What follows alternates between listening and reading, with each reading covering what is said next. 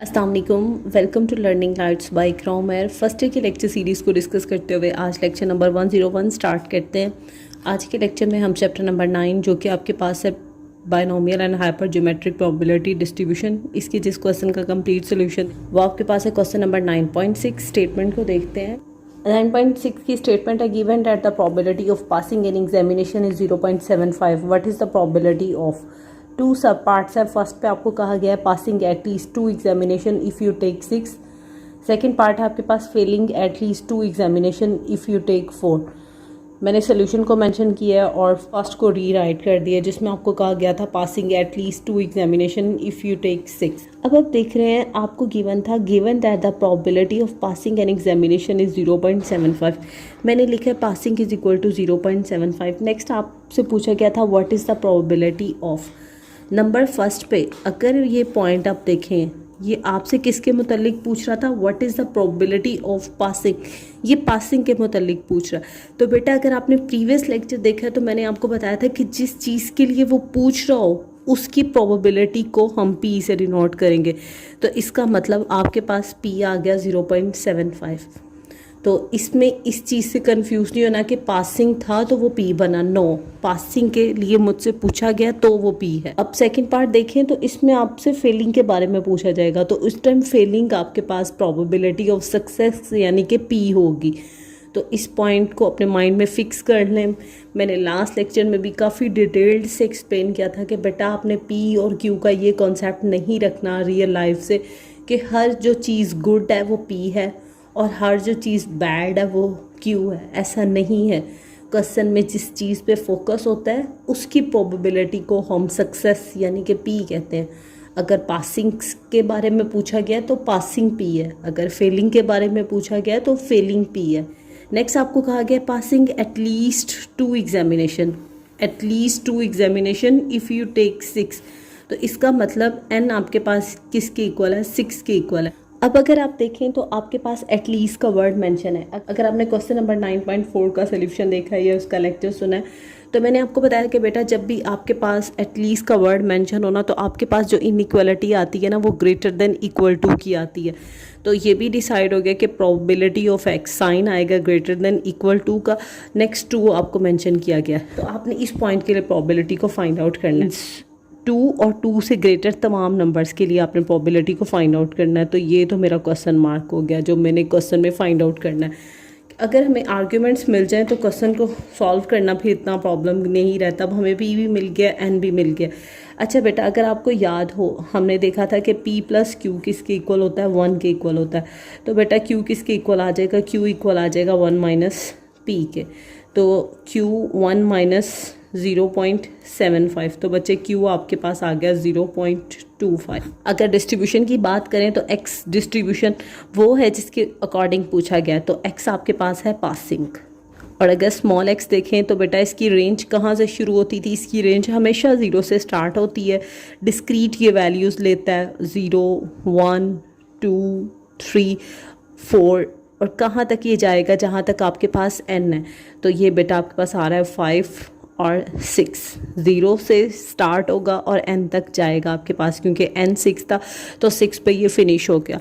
अब आपने find out करना है probability of x greater than equal to 2 के लिए। हम नॉर्मली देखें तो मीन्स मुझे प्रोबेबिलिटी चाहिए 2 की, फिर मुझे प्रोबेबिलिटी चाहिए 3 की, फिर मुझे प्रोबेबिलिटी चाहिए 4 की, फिर मुझे प्रोबेबिलिटी चाहिए 5 की, फिर मुझे प्रोबेबिलिटी चाहिए 6 की।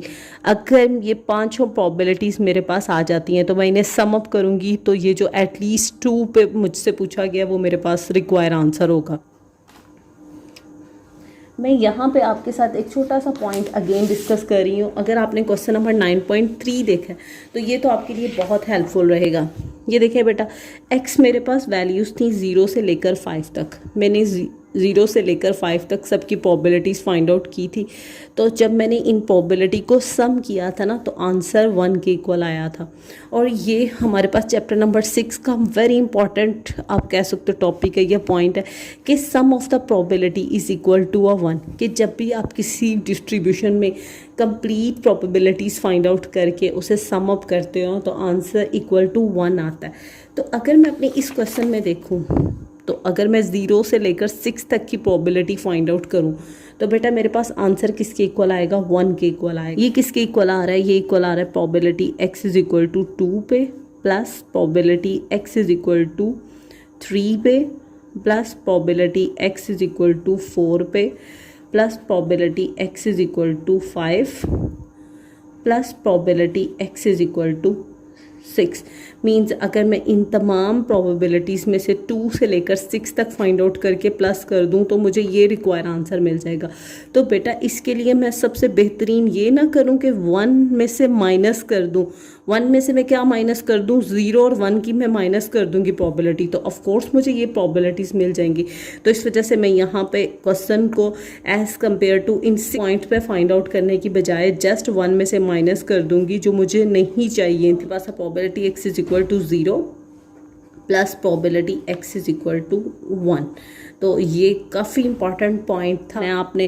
आपने स्मार्टली परफॉर्म करना है पेपर को एज़ कम्पेयर टू आप अपना टाइम वेस्ट करें इन 5 पे प्रोबेबिलिटी फाइंड आउट करने पे।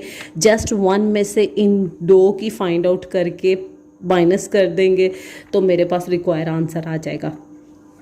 स्टिल अगर आपको इस क्वेश्चन में अगर प्रॉब्लम होगी तो आप क्वेश्चन नंबर 9.3 का ज़रूर सोल्यूशन देखिएगा, आपके लिए हेल्पफुल रहेगा। अब आपने probability x is equal to 0 पे वर्क करना है। अगर आपको फार्मूला याद हो तो क्या फार्मूला था, NCx px q की पावर n माइनस एक्स। तो आपके पास n है 6c0, p बेटा आपके पास है 0.75, इसकी पावर में आ जाएगा 0, जबकि 0.25 की पावर में क्या आएगा 6 माइनस 0।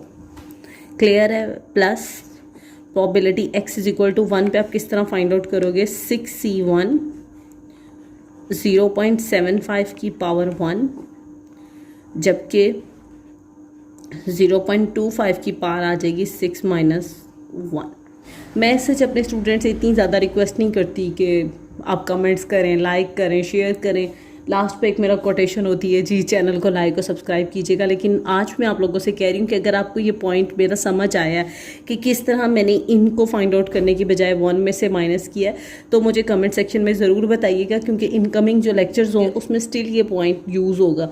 तो अगर आपको इस पॉइंट लेक्चर में समझ नहीं आया तो मैं कोशिश करूँगी नेक्स्ट लेक्चर में और डिटेल से एक्सप्लेन करूँ इसको, ताकि आपके लिए हेल्पफुल रहे। 6c0 जब भी कम्बिनेशन 0 के साथ देते हैं तो 1 आ जाता है, जब भी किसी नंबर की पावर 0 होती है तो 1 आ जाता है। 6 माइनस 0 बेटा आपके पास 6 आएगा, तो आपने 0.25 की पावर क्या लेनी है, 6 लेनी है। देख ये बच्चे आपके पास साइंटिफिक नोटेशन में आ रहा है, शिफ्ट के साथ ENG प्रेस करते जाएंगे जब तक 10 की पावर 0 नहीं होगी रिक्वायर आंसर नहीं मिलेगा। ये आपके पास है 0.0024 है, मैं इसे कंसिडर करूँगी 0.0002। जब भी कम्बिनेशन 1 के साथ देते हैं तो आपके पास वही नंबर वापस आ जाता है, मीन 6 आपके पास आ जाएगा। जब भी किसी नंबर की पावर 1 होती है वही नंबर वापस आ जाता है। स्मार्टली परफॉर्म करेंगे तो बेटा आपके लिए जो काम है वो जल्दी फिनिश होगा, क्वेश्चन में टाइम नहीं लगेगा। तो ये छोटे छोटे पॉइंट्स याद रखें। अब आपने 6 माइनस 1 आपके पास क्या आएगा, 5 आएगा, तो आपने 0.25 की पावर क्या लेनी है, 5। तो ये अगेन आपके पास साइंटिफिक नोटेशन में आ रहा है, तो आपने शिफ्ट के साथ ENG प्रेस करते जाना जब तक 10 की पावर 0 नहीं होगी, ये आपको रिक्वायर आंसर नहीं मिलेगा। ये आपके पास आ रहा है 0.0009 और आगे 7 है, 7 ने 9 में राउंड अप करना था तो ये बनेगा 0.0010। ये तीनों आपस में मल्टीप्लाई हो रहे हैं, तो जब इन्हें मल्टीप्लाई करेंगे तो ये बेटा आपके पास आएगा 0.0002, और इन तीनों को जब मल्टीप्लाई करते हैं तो देखते हैं कि मुझे क्या मिलेगा। ये आपके पास आ रहा है 0.0045। इन दोनों को प्लस करते हैं, 0.0002 प्लस 0.0045, ये बेटा आपके पास आ रहा है 0.0047।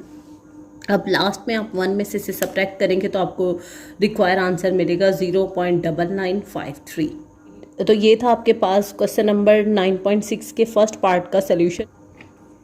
सेकेंड पार्ट को देखते हैं। आपको कहा गया था given that the probability of passing an examination is 0.75। Again मैं मेंशन करती हूँ, पासिंग है आपके पास 0.75। What is the probability? Probability पूछी गई है सेकंड पार्ट पे, failing at least 2 examination if you take 4। मैंने री राइट किया है सेकंड पार्ट को, जिस पे कहा गया था failing at least 2 examination if you take 4। Passing आपको स्टेटमेंट में गिवन था 0.75। अब अगर डिस्ट्रीब्यूशन की बात करें कि जी एक्स कौन सा डिस्ट्रीब्यूशन है, तो क्वेश्चन की स्टेटमेंट में जिसके लिए पूछा गया वो डिस्ट्रीब्यूशन है, तो एक्स किसका डिस्ट्रीब्यूशन बना, फेलिंग का। अब आप मुझे बताएं क्या मैं इस पासिंग को पी कह सकती हूँ, नहीं, मुझे फेलिंग को पी कहना है। तो पासिंग अगर आपके पास 0.75 है तो फेलिंग तो कैलकुलेट करना कुछ मुश्किल नहीं है। फेलिंग आपके पास किस तरह आ जाएगी, टोटल में से आप 0.75 को माइनस कर दो तो ये आपके मिल जाएगा 0.25। ये बेटा आपके पास फेलिंग आ गई। अब आपका डिस्ट्रीब्यूशन फेलिंग का था तो फेलिंग वाली प्रोबेबिलिटी को आप पी कहेंगे, जो रिमेनिंग होगी उसको क्यू कह देंगे।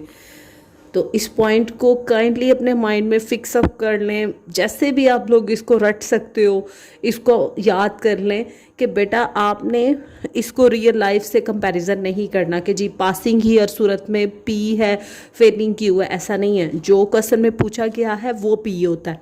तो पी बेटा आपके पास आ गया 0.25 और जबकि क्यू क्या है 0.75। एन नहीं मिल रहा, चलें देखते हैं। फेलिंग एटलीस्ट, अगेन एटलीस्ट का वर्ड मेंशन है, तो कौन सी इनइक्वालिटी आएगी, ग्रेटर देन इक्वल टू की। एटलीस्ट 2 पे पूछ रहा है, एग्जामिनेशन इफ़ यू टेक 4, तो एन बेटा आपके पास क्या हो गया 4 ने। Probability X greater than equal to 2 के लिए मेंशन करनी है। अगर मैं स्मॉल एक्स की रेंज देखूं तो कहाँ से स्टार्ट होगा, 0 से स्टार्ट होगा, एन 4 है तो ये भी 4 तक जाएगा। तो एटलीस्ट 2 का मतलब है कि जी 2 से स्टार्ट करें और वहाँ तक जाएंगे आप जहाँ तक आपकी रेंज जा रही है। तो 2 से स्टार्ट किया, इसमें 3 भी आएगा और इसमें 4 भी आएगा। अब आप देखें अगेन आपने 3 पॉइंट्स पे फाइंड आउट करनी है और फुल डिस्ट्रीब्यूशन में किस पॉइंट पे फाइंड आउट नहीं हो रही, ना 0 पे हो रही है ना 1 पे हो रही है। तो अगेन वही पॉइंट हम यूज़ करते हैं, हम 1 में से माइनस कर देते हैं probability x is equal to 0 plus probability x is equal to 1। जब सबकी प्रोबेबिलिटीज़ का सम 1 था तो मैंने 1 के सम में से ये जो एक्स्ट्रा थी ये माइनस कर दी, तो ये रिक्वायर मुझे मिल जाएंगी। और ये वर्क मैंने इसलिए किया ताकि हमारा टाइम भी बचे और हम जल्दी क्वेश्चन को परफॉर्म कर सकें। क्या फार्मूला है जी, NCX P x Q की पावर n माइनस एक्स। अब n इस पार्ट में क्या है 4C 0, P क्या है 0.25 की पावर 0, जबकि 0.75 की पावर 4 माइनस 0।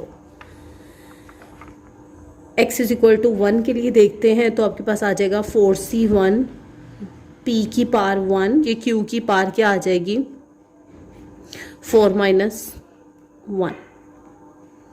तो देखते हैं कि हमें क्या नंबर्स मिलेंगे। 4C0 1 आ जाएगा, किसी भी नंबर की एक्सपोनेंट 0 वो भी 1। 4 माइनस 0 बेटा आपके पास 4 होता है तो आपको 0.75 की पावर क्या लेनी है 4 लेनी है। तो देखते हैं कि हमें क्या मिलता है 0.75 की पावर 4, ये बेटा आपके पास आ रहा है 0.3164 प्लस 4C1। किसी का भी कम्बिनेशन 1 से लिया जाए तो वही नंबर वापस आ जाता है, किसी भी नंबर की एक्सपोनेंट 1 हो तो वही नंबर वापस आ जाता है। 4 माइनस 1 3 होता है तो 0.75 की एक्सपोनेंट क्या लेनी है आपने 3 लेनी है। ये आपके पास आ रहा है 0.42187 में से कंसिडर करूँगी 0.4219। ये तीनों नंबर आपस में मल्टीप्लाई हो रहे हैं तो ये आपके पास आ जाएगा 1 से मल्टीप्लाई होने हैं तो 0.3164 ही वापस आ जाएगा। अब ये 3 नंबर मल्टीप्लाई हो रहे हैं, 4 मल्टीप्लाई बाय 0.25 मल्टीप्लाई बाय 0.4219, ये बच्चे आपके पास आ रहा है 0.4219। स्टिल इन दोनों नंबर्स को प्लस करेंगे देन 1 में से सब्ट्रैक्ट करेंगे। 0.3164 प्लस 0.4219, ये बच्चा आपके पास आ रहा है 0.7383। 1 माइनस आंसर ये मिल रहा है 0.2617। तो ये था आपके पास क्वेश्चन नंबर 9.6 का कंप्लीट सोल्यूशन, जिसके 2 सब पार्ट्स से और मैंने 1 बाय 1 आपके साथ डिस्कस किए हैं। इसके साथ आज का हमारा लेक्चर फिनिश होता है। लास्ट में सबसे रिक्वेस्ट है प्लीज़ चैनल को लाइक और सब्सक्राइब कीजिएगा, अपने दोस्तों के साथ शेयर करें, अपना ख्याल रखिएगा। अल्लाह हाफ़िज़।